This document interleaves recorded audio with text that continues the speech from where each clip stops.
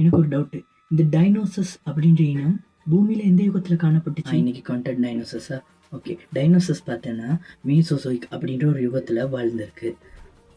சரி, என்னென்ன வகையான டைனோசஸ் அப்ப இருந்துச்சுன்னு எனக்கு சொல்ல முடியுமா? வகைன்னு பார்த்தோம்னா அப்போ 3 வகையான டைனோசஸ் இருந்திருக்கு. என்னென்னா, ஒன்று தாவர உண்ணிகள் டைனோசஸ், மற்றது விலங்குகள் ஒன்ற டைனோசஸ், மற்றது இரண்டுமே சேர்த்து ஒன்ற அனைத்து முன்னி டைனோசஸ் இருந்திருக்கு.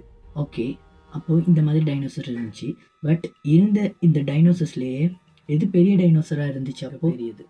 ஓகே, மிகப்பெரிய டைனோசஸ் எதுன்னு பார்த்தோன்னா பெட்டாகோட்டிடன் அப்படின்ற ஒரு டைனோசஸ் தான் இருந்திருக்கு. இது பார்த்தோன்னா கிட்டத்தட்ட 70 டன்னுக்கு மேலே வெயிட் கொண்டதாகவும் 32 மீட்டரை விட உயரமாக வளரக்கூடியதாகவும் இது இருந்திருக்கு.